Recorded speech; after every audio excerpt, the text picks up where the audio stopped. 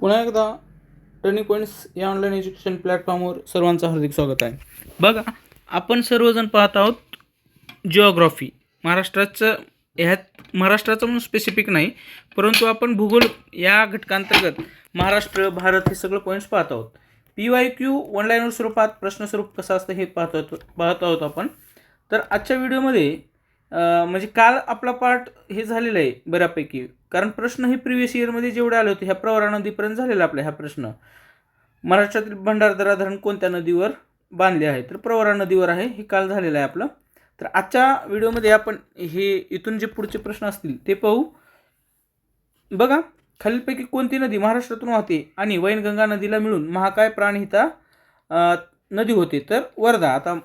आता प्रत्येक वेळेस ही प्रश्न आलेला आहे, म्हणजे आलेला आहे खूप वेळेस, कमीत कमी 25, 30, 40, 50 वेळेस प्रश्न आलेला आहे, कारण परीक्षा काही वेगवेगळे प्रकार होतात. बघा, वर्धा प्लस वैनगंगा ही होती प्राणगंगा, प्राणहिता. आता मी माझ्यासाठी लक्षात ठेवलं होतं ववै म्हणजे आता उगस ववे प्राण असं ठेवलं होतं. तुम्ही तुमच्या पद्धतीने लक्षात ठेवा काय लक्षात ठेवायचे ते, म्हणजे माझा हा प्रश्न फॅक्च्युअल आहे, तो चुकत नाही. ओके, म्हणजे असं बी प्रश्न आला तरी वर्धा वैनगंगा ववे प्राण केलं होतं, हे अशा प्रकारे लक्षात ठेवलं होतं. तुम्हाला काय ट्रिक्स असेल तर मला कमेंट बॉक्समध्ये सांगा. ओके, खालीलपैकी कोणती नदी महाराष्ट्रात वाहत नाही? तर ते कोणार नदी वाहत नाही. आता पर्यायामध्ये पाहून तुम्हाला गोदावरी दिले, वर्धा दिले, वैनगंगा, पैनगंगा, कृष्णा, भीमा असे पर्याय असल्यावर साहजिकच उत्तर येणं अपेक्षित आहे ती. ओके, त्यानंतर कृष्णा नदीबाबत खालीलपैकी कोणती विधाने योग्य आहेत? तर बघा, तिचे पश्चिम घाटातील महाबळेश्वर जवळ उगमस्थान आहे, तर ही विधान बरोबर आहे. महाराष्ट्र, कर्नाटक आणि आंध्र प्रदेशातून वाहते, ही तिन्ही बरोबर आहेत. बघा, कृष्णा नदीचे जे अलमपट्टी धरण आहे त्याची अलमपट्टी जी धरण आहे ती कृष्णा नदीवर आहे, आणि ती त्याच्यावरची उंची वाढवण्यावरून वारंवार बातमी येत असते. त्यावेळेस तुम्ही लक्षात घ्यायचं की महाराष्ट्र, कर्नाटक, आंध्र प्रदेश या 3 राज्यामध्ये ही कृष्णा नदीचे जे अलमपट्टी धरण आहे त्याची उंची वाढवण्यावरून वाद सुरू आहे. ओके, तिच्या प्रमुख उपनद्यामध्ये भीमा, कोयना, तुंगभद्रा नद्यांचा समावेश आहे. आता हा मुद्दा झाला, ही 3 उपनद्या पण लक्षात ठेवायच्या, वारंवार मी सांगतोय. आता त्यानंतर ह्याच्यात आणखीन एक प्रश्न कसा होतो, कृष्णा नदी ही पश्चिम वाहिनी आहे की पूर्व वाहिनी आहे? ज्या नदी बंगालच्या उपसागराला जाऊन मिळतील त्या पूर्व वाहिन्या नद्या समजायचं, आणि ज्या नद्या अरबी समुद्राला जाऊन मिळतील त्याला पश्चिम वाहिनी म्हणायचं. ओके, मग याचा अर्थ कृष्णा नदी कशी आहे? ही पूर्व वाहिनी नदी आहे. ओके, त्यानंतर पुढचा प्रश्न आहे आपला, गोदावरी नदीचा उगम महाराष्ट्रातील नाशिक जिल्ह्यातील त्र्यंबकेश्वर येथे होतो, जो अरबी समुद्रापासून 80 किलोमीटर अंतरावर आहे आणि डॅश डॅश मीटर उंचीवर आहे. तर 1067 मीटर उंचीवर आहे. ओके, अर्थात उंचीतलं त्र्यंबकेश्वर जी उगमस्थान आहे त्याची उंची त्यांनी विचारलेलं आहे, तर 1067 अशा प्रकारे देखील प्रश्न येतो, अपॉइंट करून ठेवायचं. ओके, खालीलपैकी महाराष्ट्रातील सर्वात मोठा तलाव कोणता आहे? तर शिवसागर तलाव आहे. गोदावरी ही सर्वात मोठी द्वीपकल्पीय नदी आहे, ती महाराष्ट्रातील डॅश डॅश जिल्ह्यात पश्चिम घाटाच्या उतारावरून उगवते. ओके, पश्चिम घाटाच्या उतारावरून उगवते आणि ती नदी आहे ना पूर्ववाहिनी आहे, म्हणजे बंगालच्या उपसागराला जाऊन मिळते. ओके, सांगायचं आहे. तापी ही पश्चिमेकडे वाहणारी दुसरी महत्त्वाची नदी आहे. ही मध्य प्रदेशातील बैतूल जिल्ह्यातील मुलताई येथून उगम पावते आणि तिची लांबी 724 किलोमीटर आहे आणि 5145 स्क्वेअर किलोमीटरचे जलनिस्सारण म्हणजे ती खोरे आपण म्हणतो जलनिस्सारण क्षेत्र आहे. तिच्या खोऱ्यापैकी जवळपास 79% भाग खालीलपैकी कोणत्या राज्यात आहे? तर ती महाराष्ट्रात आहे. बघा, महाराष्ट्राच्या उत्तरेला तापी नदी आहे. ओके, या साईडला तापी नदी आहे आणि महाराष्ट्रात तिचा 80% भाग आहे. ओके, त्या लक्षात राहू द्या. उगम मध्य प्रदेशात होतो हिचा. पुढे खालीलपैकी कोणती नदी महाराष्ट्र राज्यातून वाहत नाही? तर ती महानदी जी आहे ती महाराष्ट्रातून वाहत नाही. ही पश्चिमेकडे वाहणारी महत्त्वाची नदी आहे.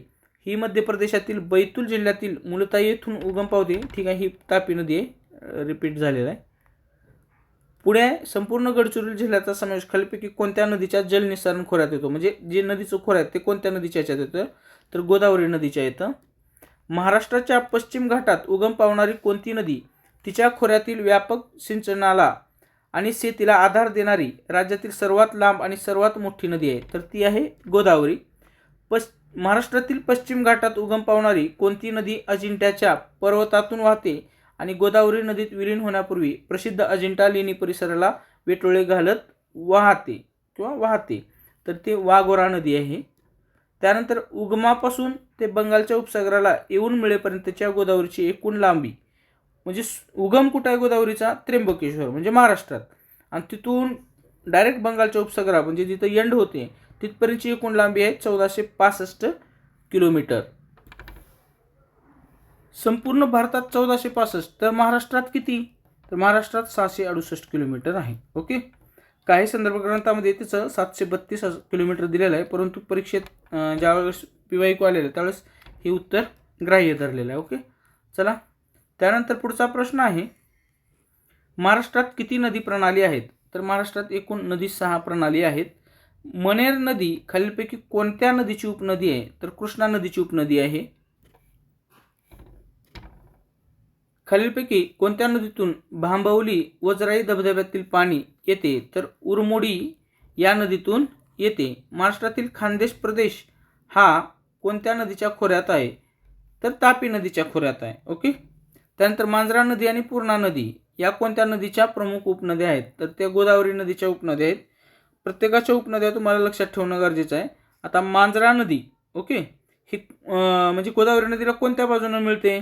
तर ती उजव्या बाजूनं किंवा दक्षिण बाजूनं. ओके, हे लक्षात ठेवा.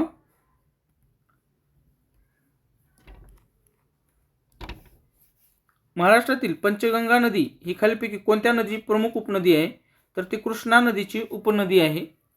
त्यानंतर खालीलपैकी कोणते धरण हे महाराष्ट्रात नाही? माही बजाज सागर धरण हे महाराष्ट्रात नाही. आता तुम्हाला म्हणजे बघा, ज्याचं तलाव तयार होतं किंवा धरण तयार होतं, धरणापासून जे जलाशय तयार होतं ते देखील नाव लक्षात ठेवणं तुम्हाला अत्यंत आवश्यक आहे. त्यानंतर भीमा नदी ही महाराष्ट्रातील एक महत्त्वाची नदी आहे आणि ती कृष्णा नदीच्या खोऱ्याचा एक भाग आहे. तर बरोबरच आहे. भीमा नदीचे उगमस्थान कोणत्या जिल्ह्यात आहे? हे पुणे जिल्ह्यात आहे. आणि भीमा नदीचे उगमस्थान कुठं आहे? भीमाशंकर या ठिकाणी. ओके. आता सगळ्या नद्याचं जर उगमस्थान तुम्हाला लक्षात ठेवायचं झालं तर सगळ्यात महत्त्वाची जे वारंवार विचारलं जातं गोदावरी, ती कुठं आहे? त्र्यंबकेश्वर. त्यानंतर भीमा नदीचा भीमाशंकर, नावावरूनच लक्षात राहील. कृष्णा नदीचा महाबळेश्वर. ओके. तापी नदीचा बैतूल टेकड्या, तापी MP मध्ये बैतूल. ओके. पेंच नदीचा उगम छिंदवाडा. त्यानंतर नर्मदा नदीचा उगम, नर्मदा नदी महाराष्ट्रात कमी प्रमाणात वाहते, परंतु तिचा उगम हा महाराष्ट्रात नसून अमरकंटक अर्थात MP मध्ये आहे, मध्य प्रदेश. त्यानंतर जी वर्धा नदी आहे तिचा उगम देखील मध्य प्रदेशमध्ये आहे. कोणत्या पर्वत शिखरात? तर सातपुडा पर्वतरांगेमध्ये. त्यानंतर नेहमी वर्धा आणि वैनगंगा हे दोन प्रश्न एकत्र येतात की वर्धा आणि वैनगंगा मिळून कोणती नदी होती? तर प्राणहिता. तर वैनगंगाचा नदी देखील कुठं आहे?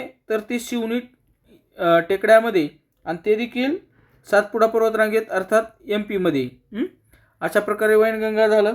आता आणखीन एक उल्हास नदीचा जो उगम आहे तो उल्हास नदी खंडाळा. ओके. सह्याद्री पर्वतात. तुम्हाला पर्वत आणि स्थान विचारलं जातं तर अशा प्रकारची ही ऑर्डर आहेत. त्यानंतर खालीपैकी कोणती नदी महाराष्ट्रात? ही गोदावरी.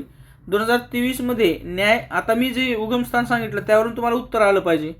2023 मध्ये न्याय पाणी वाटपाची मागणी करणारी जनहित याचिका गोदावरी नदीच्या आजूबाजूच्या कोणत्या 2 जिल्ह्यातील रहिवाशांच्या समस्येचा उल्लेख करते? नाशिक आणि अहिल्यानगर. ओके. महाराष्ट्रातील मांजरा धरण हा एक महत्त्वाचा जलाशय आहे. मांजरा धरण कोणत्या जिल्ह्यात आहे आणि ते प्रामुख्याने कोणत्या स्थानिक समस्येचे निराकरण करण्यासाठी तयार केले गेले आहे? लातूर जिल्हा पिण्याच्या पाण्याचा पुरवठा. मांजरा धरण महाराष्ट्रातील लातूर जिल्ह्यात आहे. प्राणहिता ही कोणत्या नदीची उपनदी आहे? तर गोदावरी. प्राणहिता 2 नद्याचं एकत्र मिळून तयार होते, वर्धा आणि वैनगंगा. ओके. वर्धा आणि वैनगंगा. त्यानंतर प्राणहिता आणि गोदावरी, आता ही उपनदी आहे म्हणजे ती गोदावरीला कुठेतरी मिळत असेल, तिचा संगम कुठं होतो असतो? शिरोंचा. ओके. शिरोंचा येथे याचा गोदावरी आणि प्राणहितेचा संगम होतो, हे लक्षात ठेवा, कारण 2 नद्यांचा संगम कुठे होतो त्यावर देखील प्रश्न आलेला आहे. या दख्खनच्या पठाराच्या प्रमुख नद्या आहेत ज्या पश्चिम घाटापासून पूर्वेकडे बंगालच्या उपसागराकडे वाहतात. गोदावरी आहे, कृष्णा आहे, कावेरी आहे. ओके, बरोबर आहे. गोदावरी खोऱ्याने महाराष्ट्र राज्याचे किती टक्के क्षेत्र व्यापलेलं आहे? साधारण 49%. यापैकी कोणत्या नद्या कृष्णा नदीच्या उपनद्या आहेत? तुंगभद्रा नदी आहे, बरोबर. त्यानंतर भीमा नदी आहे. ओके, आता तुम्हाला थोडक्यात एक सांगतो. आता तुम्ही ट्रिक्स लक्षात ठेवा अथवा न ठेवा, परंतु ट्रिक्स बनवा. उजव्या नदीने जी उजव्या बाजूनं किंवा दक्षिण बाजूनं हे प्रश्न आलेला आहे म्हणून वारंवार असं रिपीट करावं लागतं मला. उजव्या किंवा दक्षिण बाजूनं ज्या उपनद्या आहेत कृष्णाच्या त्या आहेत कोयना, वेण्णा, वारणा, पंचगंगा, दूधगंगा आणि वेदगंगा. ओके, त्यानंतर डाव्या बाजूनं जे आहेत कृष्णाला डाव्या बाजूनं म्हणा. ओके, कृष्णा नदीच्या उपनद्या येरळा, नंदला, अग्रणी. आता ह्याचं ज्यावेळेस मी प्रश्न सोडवत असतो किंवा ज्यावेळेस विद्यार्थी या नात्याने अभ्यास करत होतो त्यावेळेस माझ्या एक लक्षात आलं होतं की कृष्णा नदीला ज्या नद्या आहेत डाव्या बाजूने मिळणाऱ्या जास्त नद्या नाहीत.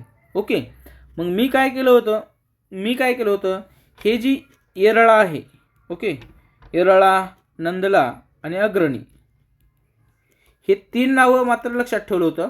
बाकी जे आहेत गंगा ही दक्षिण गंगा असं लक्षात ठेवलं होतं. कृष्णाची दक्षिण गंगा म्हणजे वेदगंगा आहे. त्यानंतर ज्या कृष्णाला मिळतात पंचगंगा, वेदगंगा, दूधगंगा, कृष्णाची दक्षिण गंगा असं लक्षात ठेवलं होतं. आणि त्यावरून ते म्हणजे तुम्ही अभ्यास करा, ट्रिक्स काय लक्षात ठेवायचे ते ठेवा, परंतु उत्तर आलं पाहिजे. पुढे आहे दमनगंगा नदी खालीलपैकी कोणत्या पर्वतरांगेत उगम पावते? सह्याद्री पर्वतरांगा. खानदेश हा तापी नदीच्या खोऱ्यात वसलेला वायव्य प्रदेश आहे, तर बरोबर आहे. कृष्णा नदी ही महाराष्ट्रातील डॅश डॅश कडे वाहणाऱ्या नद्यापैकी एक आहे. कृष्णा नदी ही पूर्वेकडे वाहणारी आहे, पूर्ववाहिनी नदी आहे. ओके, गोदावरी पण पूर्ववाहिनी नदी आहे. वैतरणा नदी ही भारतातील खालीलपैकी कोणत्या राज्याशी प्रामुख्याने संबंधित आहे? महाराष्ट्र. वैतरणा नदी.